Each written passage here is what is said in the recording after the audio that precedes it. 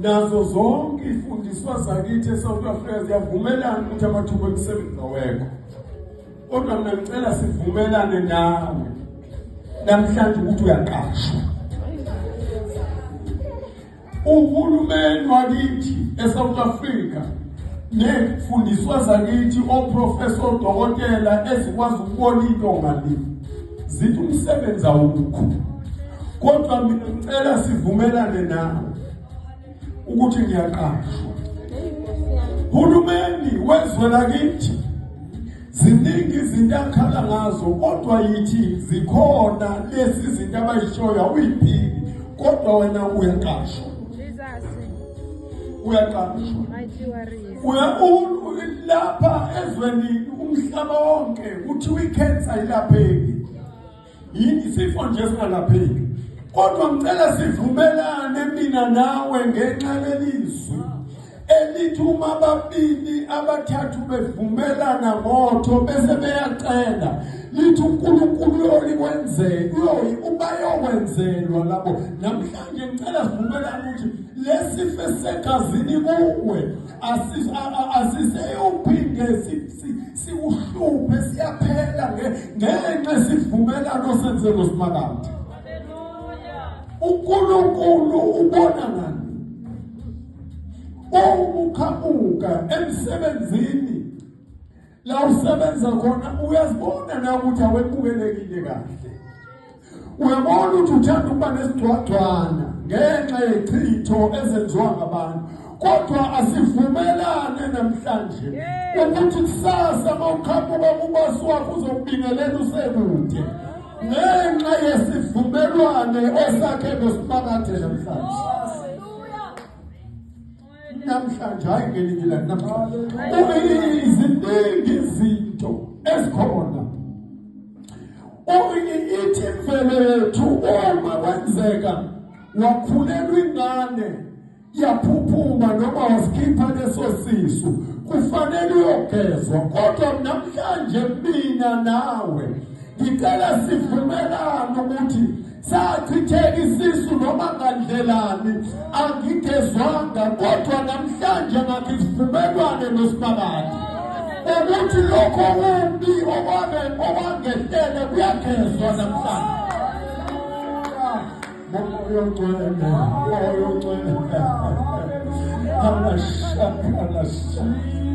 namhlanje kuyagezwa namhlanje ngenxa yesivumelwano osakha nosibakade kuyagezwa namhlanje. Wonke amathunzi emvelo ashiwoyo kodwa namhlanje yayibulala shaka. Jesus, hallelujah. Namhlanje kuyagezwa namhlanje.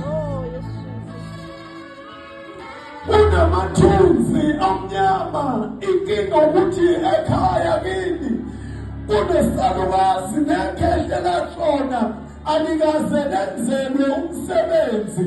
mawuthi uyahamba kuthiwa lihleli kuwe licindezele. Namhlanje mina nawe noJehova wesithathu sathi sivumelwano sokuthi leli khehla liyasuka kimi namhlanje. Lesaluwazi siyasuka kimi namhlanje.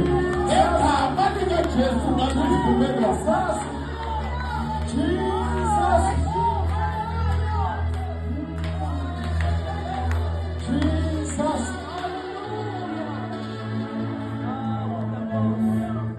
Yebo ayikho imbuzi yakhethwa yalethwa insame ekhaya noma inkomo yakhethwa kwakhezwa umkhulu. Yingakho sinamashwa la ekhaya. Wena vumelana nami noJehova namhlanje.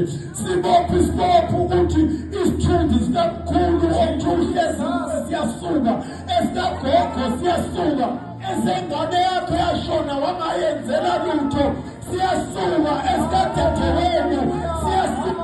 Onke amathunzi, onke amanzi amnyama omndeni, namhlanje siyavumelana noJehova mina nawe ukuthi siyasuka ngenxa Yesu. Ngenxa Yesu. Imvelo yethu ayikusho lokho kodwa ngezwi. Ngezwi namhlanje siyaphuma. Jesus. Siyaphuma. Asiphakamisele igazethu. Asiphakamisele isandla. Akukho okunye izingane zikaBaba ngezwi. Asiphakamisele isandla. Moya ongcwele. Siphakamisele sonke izandla. uNkulunkulu wethu unothula. Asiphakamisele izandla. Yakhe isivumelwano enhlizweni yakho namhlanje njengoba uphakamisa izandla. Uyazi into ekhathazayo. Yakhe isivumelwano. Leso sivumelwano owawusakhayo sokugudluza amathunzi, sokuphumelela, sokunqamula amaketha ngokuhlupheka, sokunqamula amaketha omashwa enzondo esidina esidwaqwa. Ngikanye nawe siyavumelana. Leso sibophe ezweni yakho. Siyavumelana.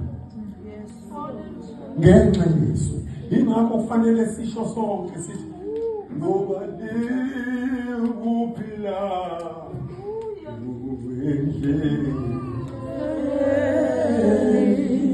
izwi lakho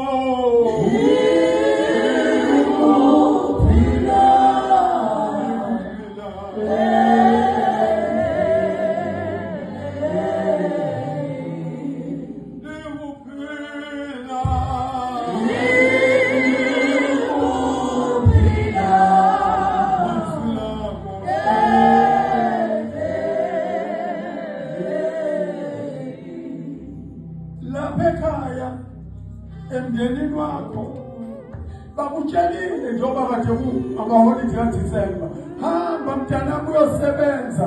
Uyabona izinto azimile. Mawususebenza bese uthola imali omsumbulwana usiphoze ngoba sifuna ukukhona izinto ofanele sizenzela ekhaya.